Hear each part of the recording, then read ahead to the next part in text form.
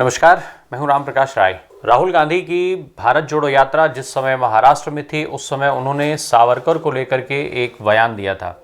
ये बयान गुजरात चुनाव के मद्देनज़र बेहद महत्वपूर्ण हो गया था। गुजरात विधानसभा के चुनाव के चलते इस बयान पर खूब विवाद भी हुआ था।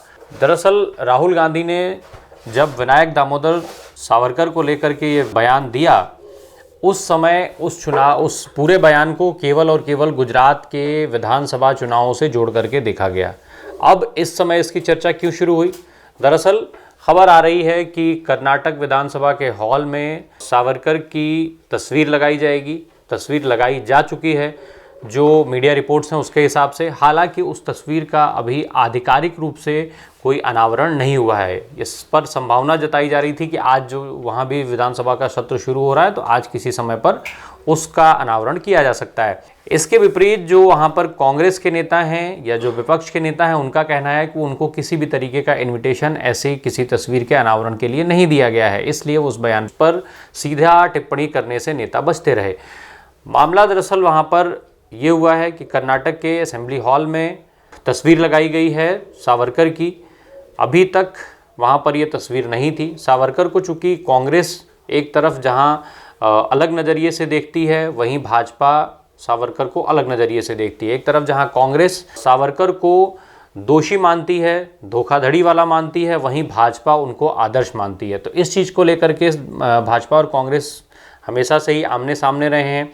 सावरकर को लेकर के कई सारे तमाम तरीके के अलग अलग तथ्य होते हैं, अलग अलग विचार लोगों में भी व्याप्त हैं।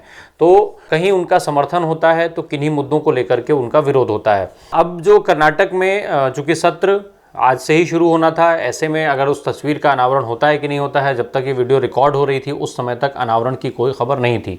सावरकर की तस्वीर लगाए जाने को लेकर के वहाँ पर जो कर्नाटक कांग्रेस के अध्यक्ष हैं DK शिवकुमार, उनका बयान आता है। उन्होंने कहा कि वो कांग्रेस पार्टी जो है वो केवल अंबेडकर और गांधी का सम्मान करेगी, बाकी किसी का सम्मान वो नहीं करती है। वहीं भारतीय जनता पार्टी की नेता का बयान आया, उसके लिए मालविका अविनाश ने बयान दिया कि सावरकर जो हैं वो आदर्श हैं और इसलिए उनकी तस्वीर लगाया जाना चाहिए। वहीं अब कांग्रेस और भाजपा इस मुद्दे को लेकर के आमने सामने हैं। कांग्रेस के वरिष्ठ नेता सिद्धारमैया ने कहा कि ये जो है वो भारतीय जनता पार्टी का एजेंडा है। हालांकि सिद्धारमैया ने ये भी स्पष्ट किया अपने बयान में कि उन्हें किसी तरीके का न्योता नहीं दिया गया है और सावरकर को लेकर के भाजपा जो है वो केवल अपना एजेंडा सेट कर रही है, क्योंकि सावरकर जो है वो एक विवादित शख्सियत माने जाते हैं। विवादित शख्सियत होने के बाद भी भाजपा उनको जानबूझ करके आगे बढ़ाती है।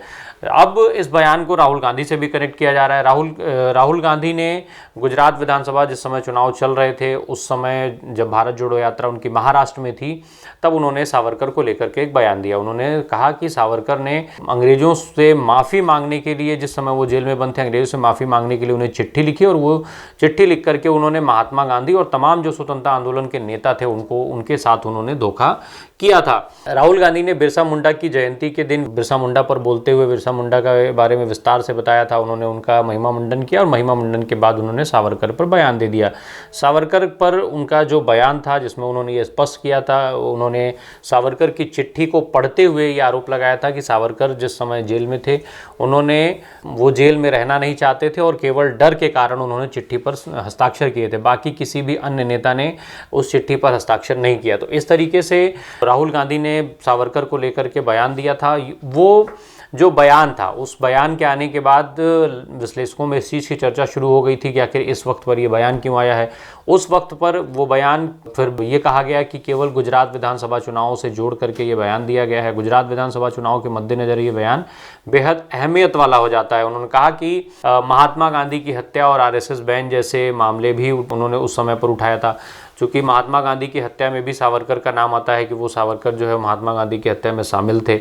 इसके अलावा उन्होंने कहा था कि RSS का जो है वो कोई भी रोल आज़ादी की लड़ाई में नहीं था। RSS पर बैन लगने की बात जो थी वो सरदार वल्लभ भाई पटेल के समय में, तो ये सारी चीज़ें उन्होंने उसमें जिक्र किया था। RSS की बात करते हुए हमेशा से कांग्रेस का ये मानना रहता है कि आज़ादी की लड़ाई में उनका कोई योगदान नहीं रहा और वो केवल और केवल महात्मा गांधी के नेतृत्व में लड़ी गई थी। तो जो है वो साथ ही साथ सरदार वल्लभ भाई पटेल के द्वारा जो गिरफ्तारी का मुद्दा था सावरकर और ऐसे, उस मुद्दे को भी उठा करके और गुजरात चुनाव में इन मुद्दों को अहम बनाने की कोशिश की गई थी। हालांकि वो अलग बात है कि इन मुद्दों को उठाए जाने का या उस पर जो विवाद हुए, उस पर जो तमाम तरीके की राजनीति हुई, उससे कोई भी फ़ायदा गुजरात में कांग्रेस को नहीं हुआ। और बल्कि जो चुनाव के परिणाम आए तो कांग्रेस जो है वो 2017 के जो सीटें, उसे 99 सीटें 77 सीटें मिली थी, उसके मुकाबले गिर करके 17 सीटों पर सिमट गई।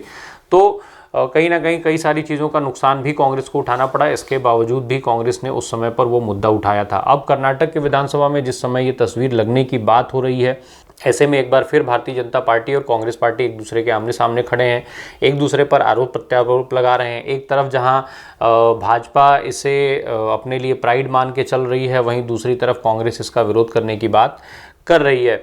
राहुल गांधी के द्वारा ये बयान उठाए जाने के बाद सावरकर का जो है वो जो जिक्र शुरू हुआ था, वो अब कर्नाटक में विधानसभा में तस्वीर लगने के साथ शायद भाजपा ख़त्म करना चाहती है और अपने उस गौरव को और ज़्यादा बढ़ाना चाहती है। अब देखना ये होगा कि आने वाले समय में इस तस्वीर को लेकर के क्या विवाद होते हैं, कांग्रेस पार्टी और भाजपा के बीच में कैसे इसको लेकर के समन्वय बनता है। हालांकि अभी ये तस्वीर जो है वो फिलहाल वहाँ पर सफ़ेद कपड़े से ढक दी गई है। देखना होगा कि भाजपा क्या इसका औपचारिक अनावरण करवाती है, और करवाती है तो क्या विपक्ष के जो नेताओं का इल्ज़ाम है कि उन्हें किसी तरीके का इन्विटेशन नहीं दिया गया है ऐसे किसी भी अनावरण के लिए, तो वो इन्वाइट करके उन्हें बुलाती है या नहीं बुलाती है, इस पर यह विवाद कितना लंबा चलता है। बने रहिए हमारे साथ। धन्यवाद।